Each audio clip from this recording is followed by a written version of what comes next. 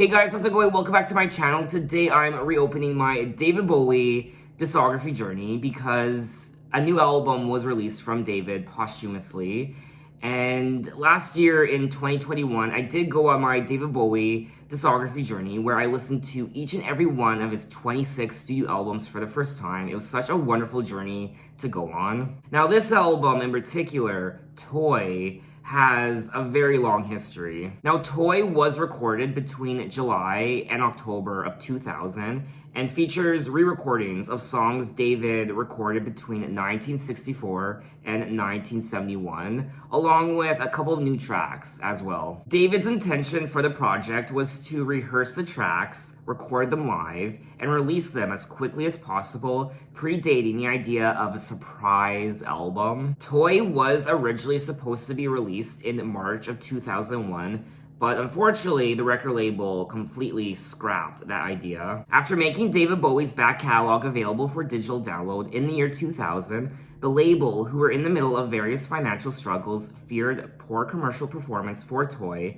and expressed a desire for an album of new material instead, indefinitely shelving the record. And then about 10 years later, in March of 2011, 14 tracks from the Toy sessions were actually leaked onto the internet. And now here we are, another 10 years later, so almost, I guess, 20 years later, we now have Toy in its entirety.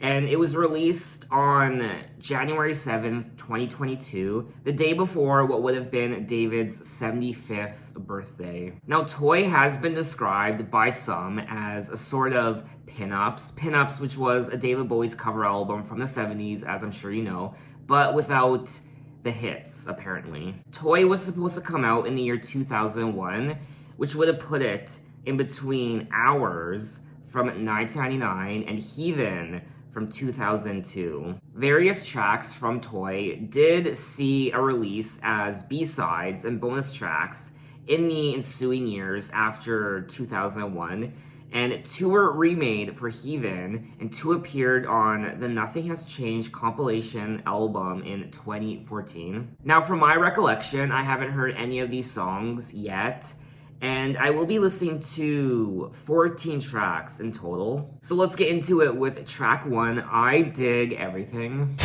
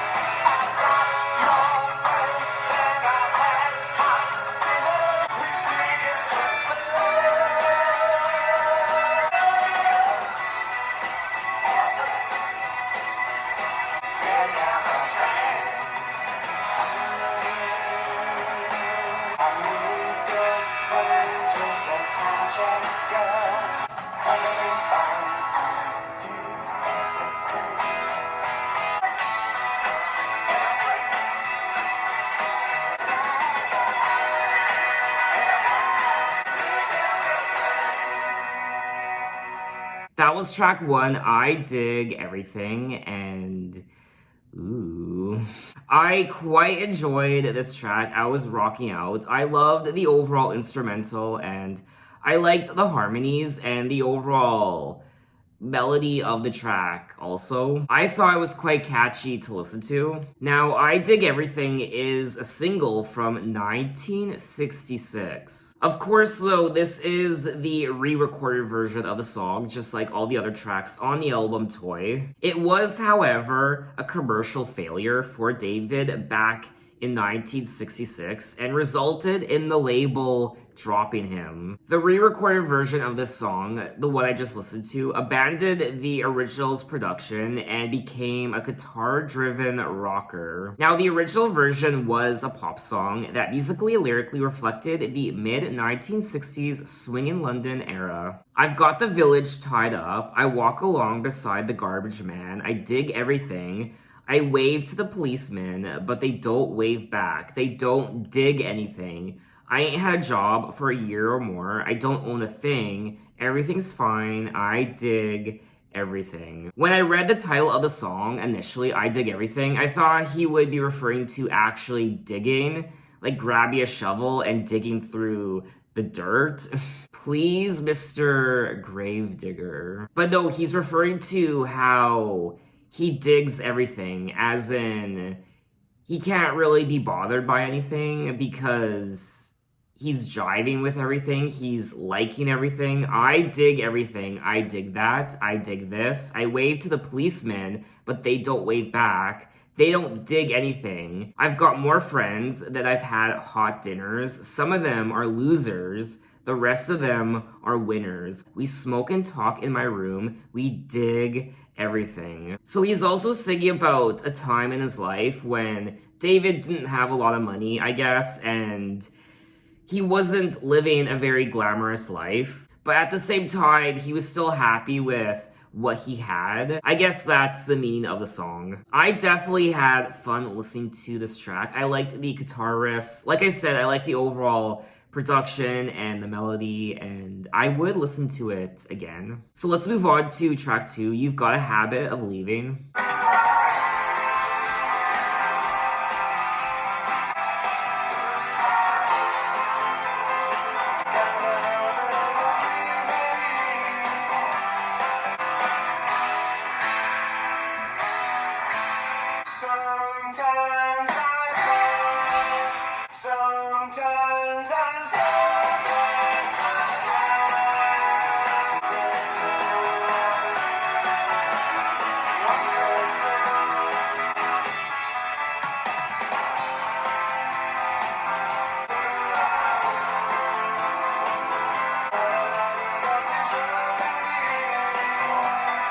Sometimes I cry, sometimes I'm so bad.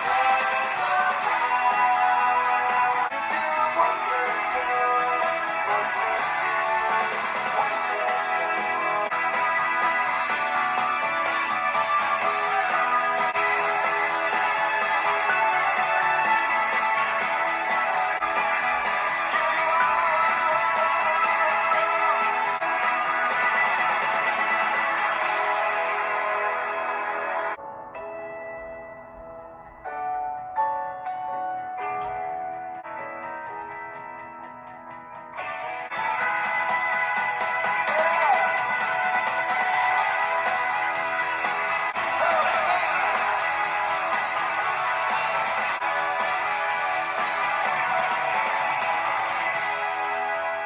That was track 2, You've Got a Habit of Leaving. Yes, another good song I very much enjoyed. The overall production, I was rocking out. Again, I actually prefer this track over the prior track, I Dig Everything. I still like I Dig Everything, but I prefer this track, and I like the journey I went on listening to this song. There's also a false ending where you think the song ends, but then all you hear is the piano very gracefully, and then very subtly the guitar starts playing, and then the drums, and then it progressively gets louder and louder. Wanted to, ooh, ah, ooh. I love that part. Now, You've Got a Habit of Leaving is a single from 1965. Released under the name Davy Jones, it featured his band at the time, The Lower Third, whose contributions were uncredited. And then, of course, just like all the other songs, it was re-recorded for this album, Toy. The re-recording of You've Got a Habit of Leaving appeared on formats of the Slow Burn single, which is a single from his Heathen album, and later as a B-side of Everyone Says Hi. I also really enjoy his vocals on this track as well. Of course, David's vocals are always quite good on anything he records. Sometimes I cry, sometimes I'm so sad, sometimes I'm so glad. You could grow up if you wanted to. Give it up. So sad. So we are going to move on to track 3, The London Boys.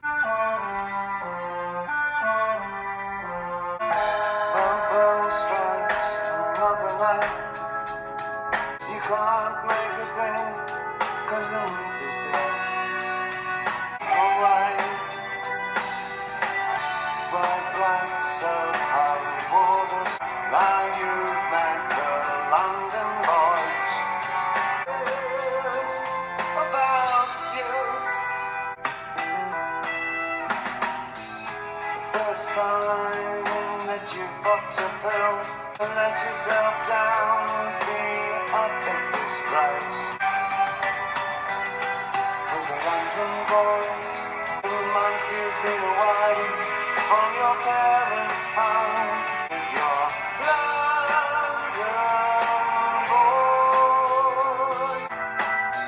a London boy, oh a London boy. You're crying out loud, but you're a London boy. You think you've had a lot of fun. You're out there, boy. You got it made on your own with a London boys.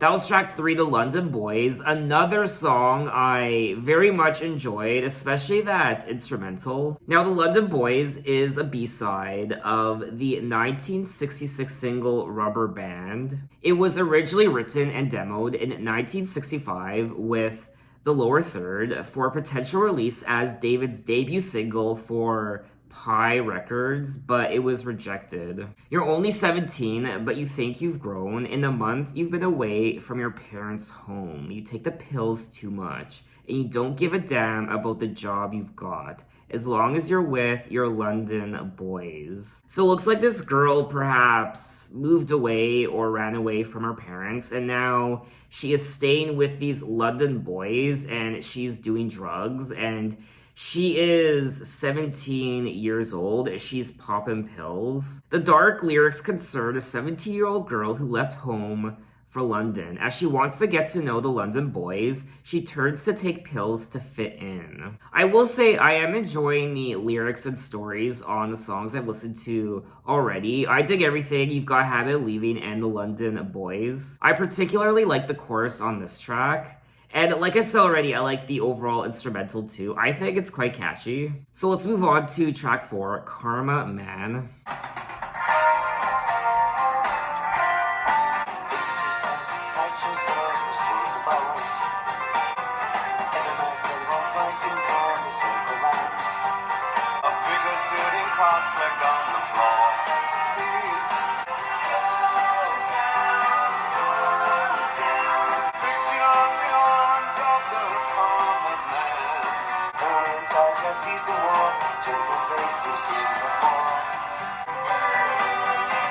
I struggle hard to take these pictures in. Slow down, pictured on the arms of the common man. Slow down,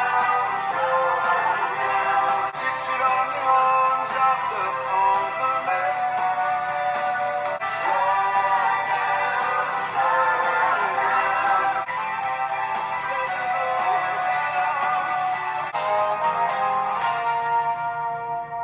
That was track 4, Karma Man, and this track is definitely quite catchy. I think it's the catchiest song on the album so far. It has that repetitive chorus. Slow down, let's slow him down. Slow down, let's slow him down. Fingertip sunset, sideshow stalls. They throw the balls at coconut fur that hides behind colored shades that blind your eyes. Every man's mother holds an ice cream cone. He's cloaked and clothed in saffron robes. His beads are all he owns. Slow down, slow down. I like this lyric here. Fairy tale skin depicting scenes from human zoos. David.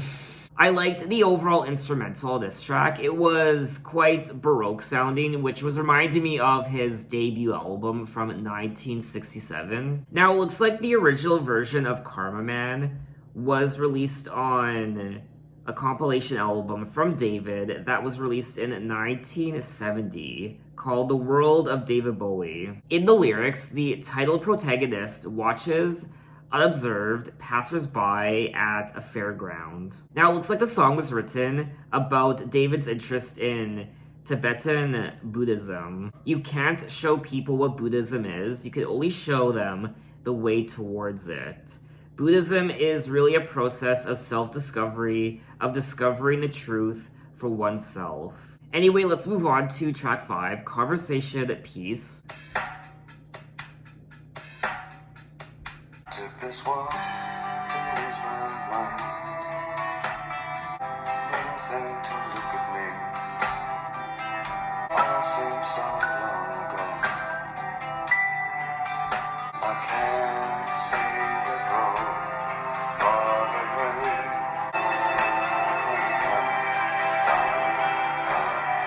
Oh, my spirit often calls me down to it. Tries to be a friend to me. I can't see the bridge for the rain, and the world is full of life, and my essays lying scattered on the floor.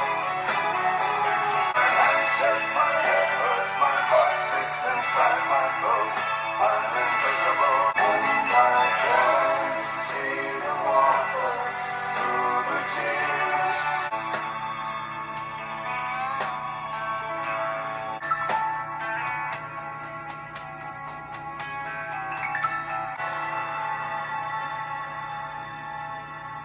That was track 5, Conversation Piece. This track was gorgeous. I'm sure I don't need to tell you that. And it was, I don't know, it was very pleasant and just, it was sad in a way. I loved the strings and the piano. It was ear candy. It really was. And also his vocals, his singing on this track was somber yet beautiful. And the world is full of life, full of folk who don't know me, and they walk in 2s or 3s or more, while the light that shines above the grocer's store. My voice sticks inside my throat. I'm invisible and dumb, and no one will recall me. And I can't see the water through the tears in my eyes. This is tragic. I personally thought everything about this track was beautiful. It's sad, but it's gorgeous. The lyrics, the singing, and the overall instrumental. I think this might be one of the highlights so far. Now, Conversation Piece was released as a B-side of The Prettiest Star, and it was part of the 5 years box set. 5 years, 1969 to 1973. So I guess it was a compilation, a box set of sorts. I mean, if this song doesn't move you, I don't know what the hell will. It's quite sad that a lot of these songs were B-sides and bonus tracks and what have you, and they weren't included on regular editions of albums, the standard editions, because some of these songs, all these songs so far have been quite wonderful to listen to. Anyway, let's move on to track 6, Shadow Man.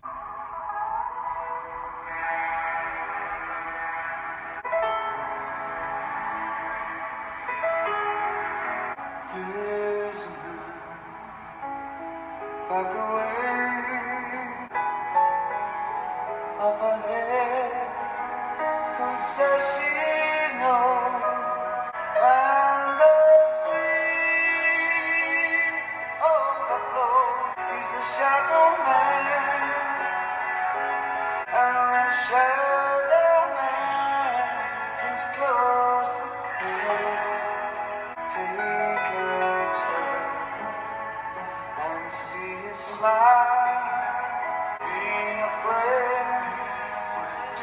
shadow man.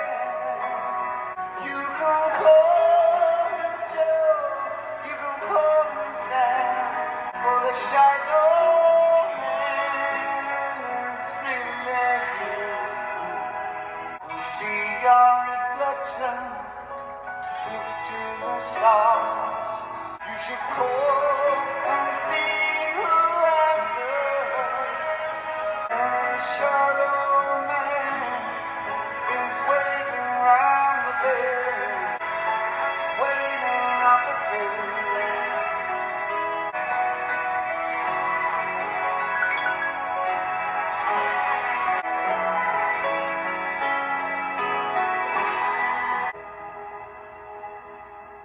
That was track 6, Shadow Man, and this album should have been called Hidden Treasures because honestly,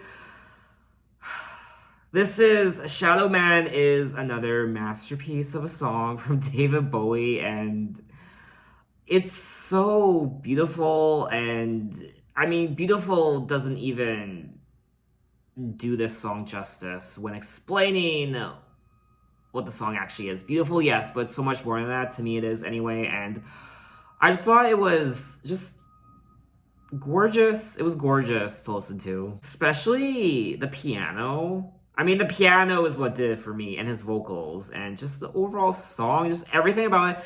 I'm overreacting. I know I am. But I don't care because this song, this album so far, I like all these songs. Now, Shadow Man was previously unreleased and originally recorded in 1971 during the sessions for Ziggy Stardust. This should have been on Ziggy Stardust. I mean, what are these beautiful hidden David Bowie songs I've never heard before? I mean, it's such a shame. Now, the lyrics appear to be influenced by the insights of Carl Jung, the shadow being a core archetypal concept in his depth psychology framework. Take a walk, be a friend to the shadow man. You can call him Joe, you can call him Sam. You should call and see who answers, for he promises to come running, guided by the truth, for the shadow man is really you. Look in his eyes and see a reflection. Look to the stars and see his eyes. He'll show you tomorrow. He'll show you the sorrow of what you did today. Wow, these are some deep and powerful lyrics, and they really do resonate with you. At least they resonate with me. I thought this was a very powerful song, and I would definitely listen to it again. And it's one of my favorites from this album so far. So let's move on to track 7, Let Me Sleep Beside You.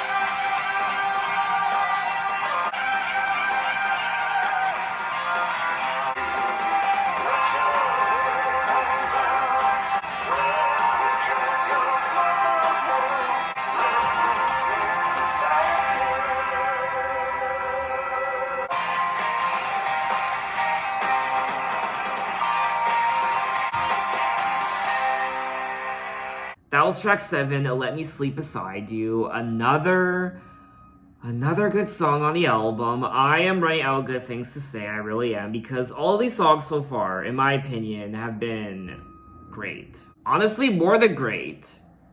Fantastic, spectacular. I was rocking out to the production. Of course, the instrumental of this track was fantastic. I like the riffs and the overall guitar work and the drums, and it's quite infectious. It's quite catchy to listen to. Baby, baby, brush the dust of youth from off your shoulder because the years of threading daisies lie behind you. Place your raggy doll with all the toys and paints and beads. I will say, he does use the word toys, quite a bit on this album. He's brought up the word toy in a lot of the other songs as well. Love, well, I will show you games where the winner never wins. Let your hair hang down. Wear the dress your mother wore. It is, I won't lie, it is a little creepy.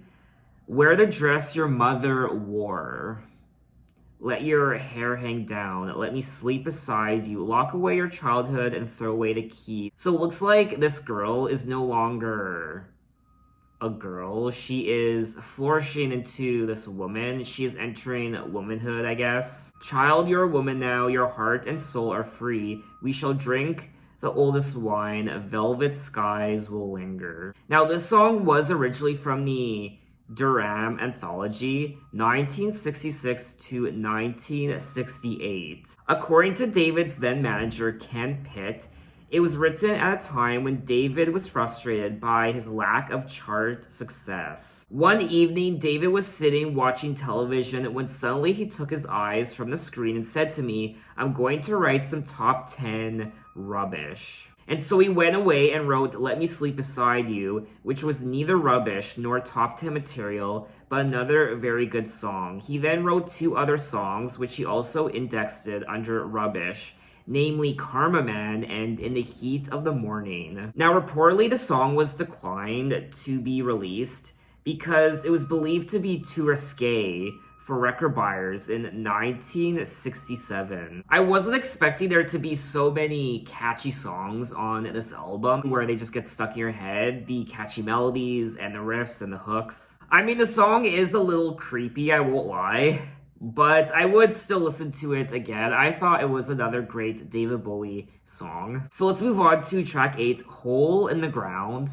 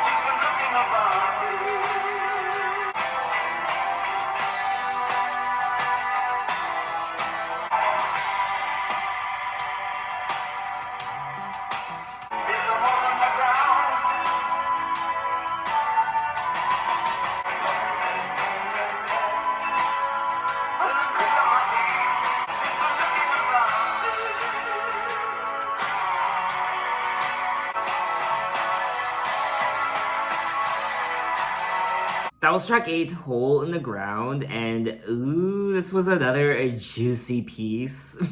And just like all the other songs, I liked the instrumental, and overall, I mean, what could I possibly say that I haven't said already? I'm just regurgitating what I said already. I like the production, I like the instrumental, I like the lyrics, I like his voice. It's another catchy song, the lie, lie, lie, lie, lie. And I'm quick on my feet, lie, lie, lie, lie, lie. And I'm writing to you, just look at above me. Actually, I will say, when it comes to the lyrics, this is probably one of my least favorite tracks. I don't find them particularly interesting like a lot of the other tracks. But what does it for me was the overall instrumental and the lie, lie, lie, lie, lie part. Now, this song was originally from Conversation Piece, which was a box set that was released in 2019 that featured recordings from 1968 till 1969. You can stay home alone, don't even answer the phone. I will come when it's right, I will stay all night. For I see something bad, just looking above me, just looking above me. I see a hole in the ground, but there's no one around, but machines on the street. So let's move on to track 9, Baby Loves That Way.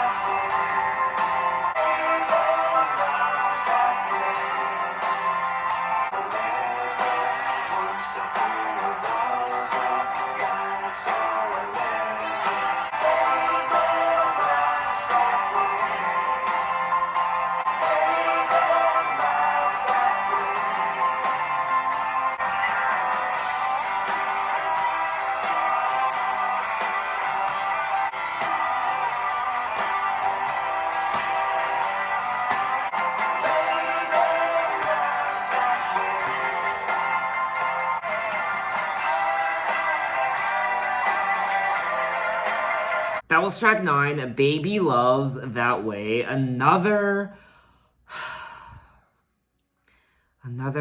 great song from this marvelous album.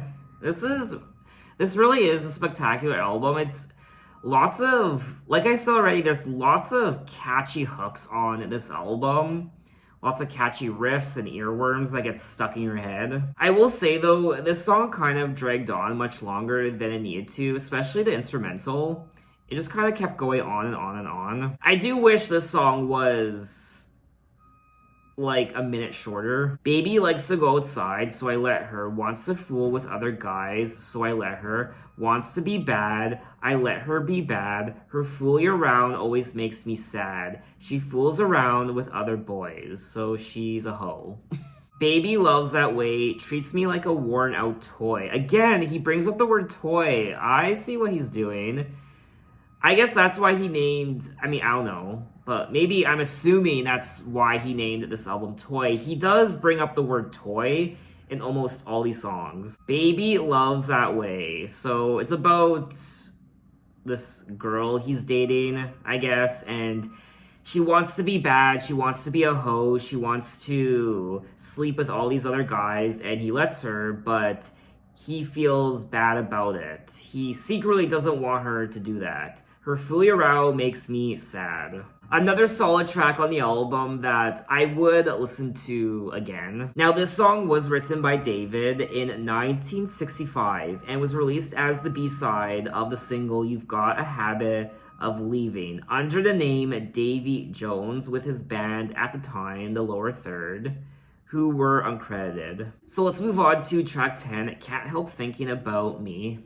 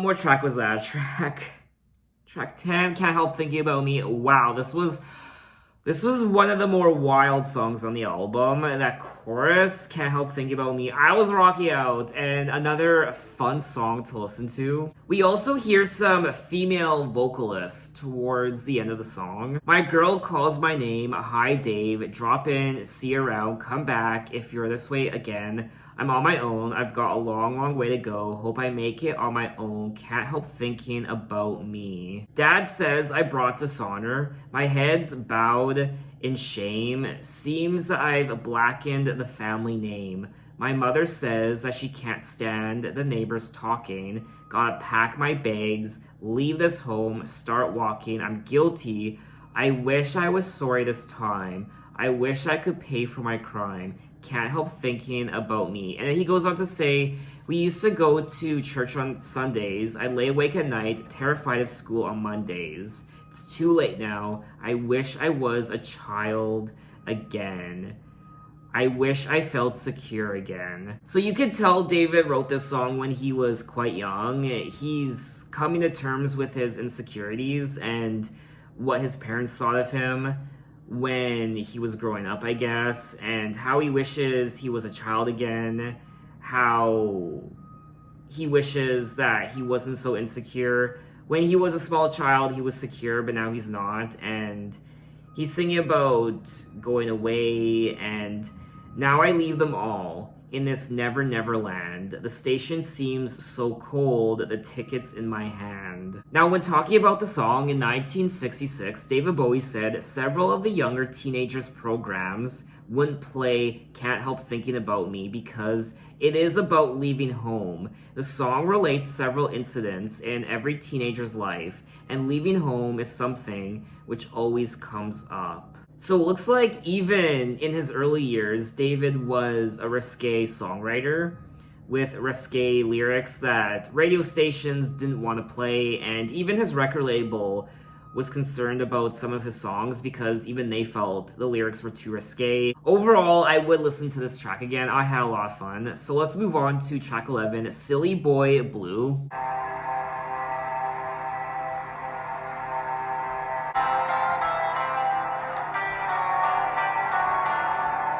Mountains of Liza, people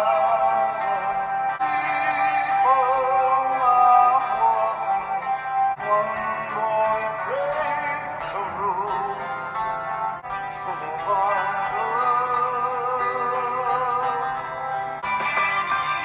blue. But a statue cannot his own wrong. A children likes to feel silly boy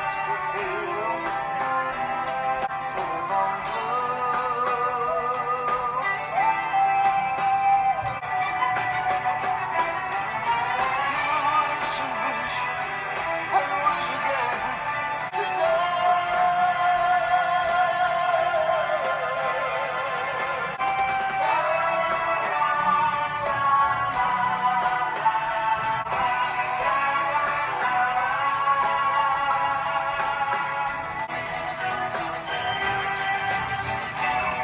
boy blue, silly boy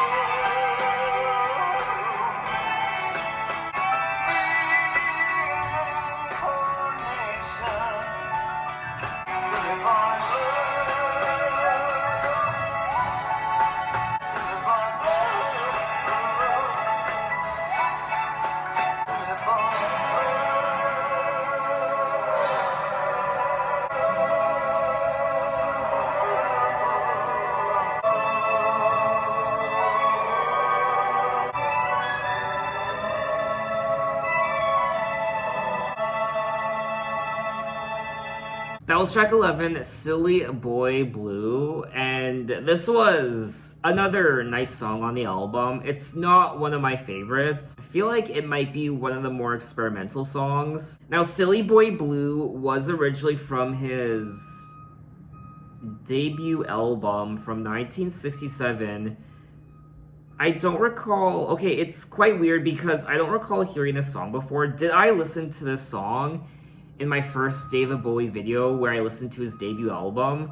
I don't think I did because when I looked up the album on Apple Music, this song wasn't on it, Silly Boy Blue. There were quite a few different instruments being utilized on this track from what I heard. Of course, the guitar and the strings and also the flute at one point and other instruments I don't know the name of off the top of my head. One boy breaks a rule, Silly Boy Blue. Yak butter statues that melt in the sun cannot dissolve all the work you've not done. You've tried so hard to fly, you'll never leave your body now. You've got to wait to die, Silly Boy Blue. So I feel like this song might be about some sort of death. This boy died. It's also about reincarnation and you wish and wish and wish again. You've tried so hard to fly, you'll never leave your body now. You've got to wait to die, Silly Boy Blue. One of the most significant songs on David Bowie's 1967 debut album was Silly Boy Blue, his first expression of his interest in Buddhism and Eastern philosophy. I did like listening to the overall song, I just wouldn't listen to it as much as some of the other tracks I've listened to already on the album. I do like the lyrics of the song though, I like what they represent. David's interest in Buddhism and I guess Eastern philosophy. Anyway, let's move on to track 12, Toy, Your Turn to Drive.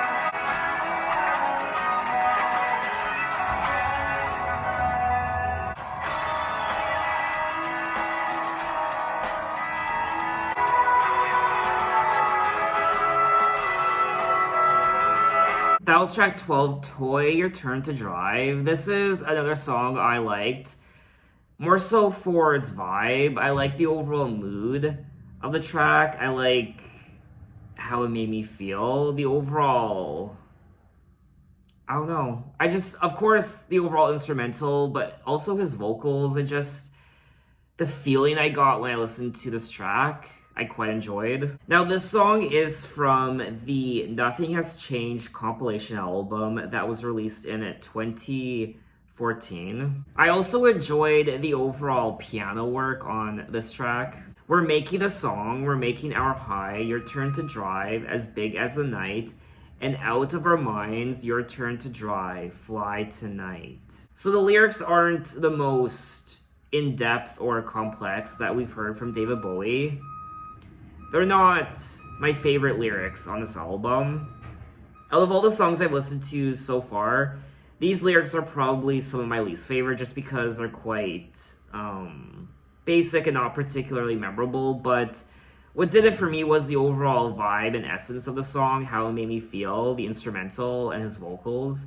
I would definitely listen to the song again. Now, there are 2 more tracks I have to listen to, and the first is Liza Jane, and this is the alternative mix.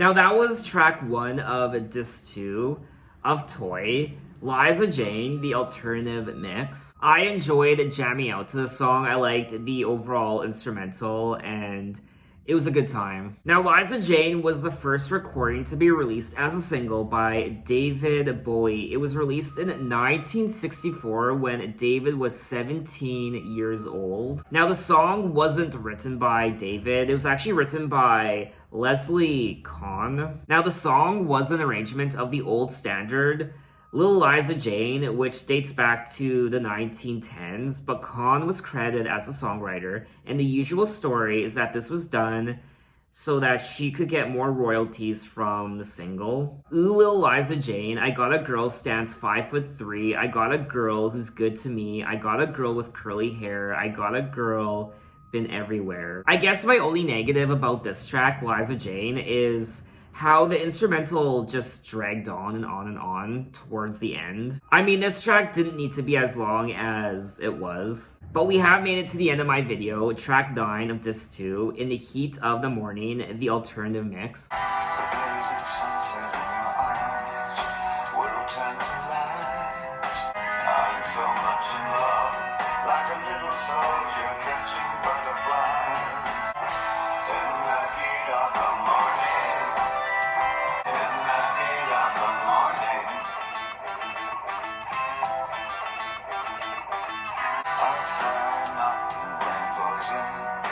Organize the breeze.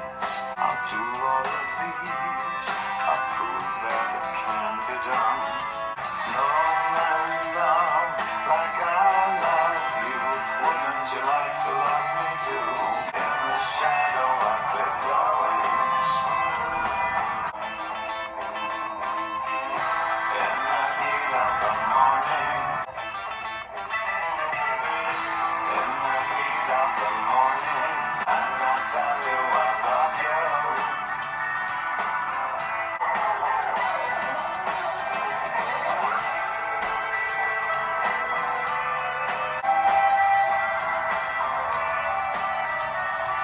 was In the Heat of the Morning, and initially I didn't know what to make of this track.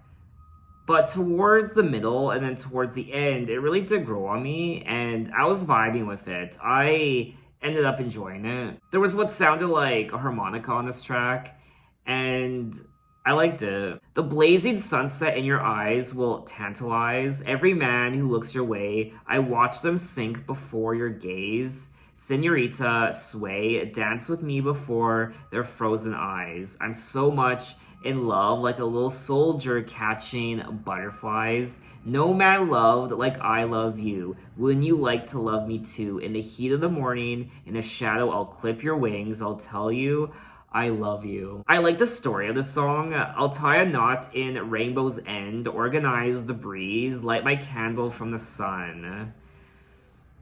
I like this. I like these lyrics. There is something quite passionate about this song.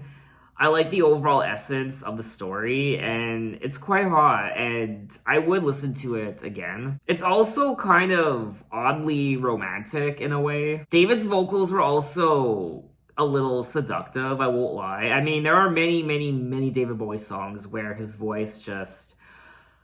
he could bring you to orgasm just with the sound of his voice. Anyway, that was Toy by David Bowie, and I really did enjoy myself. I wasn't expecting to enjoy this album as much as I did. I didn't really know what to expect going into it. I just knew that this would be a collection of songs that were not pre-recorded. They were re-recorded.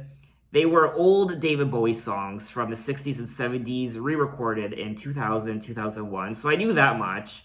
I just didn't know how much I would love the songs, and I ended up loving them quite a bit. There are a lot of earworms on here, a lot of catchy riffs and melodies that get stuck in your head, and I liked the overall storytelling in quite a few of these songs and the lyrics. Very traditional sounding David Bowie, but a lot of these songs are taking me back to, of course, his earlier years.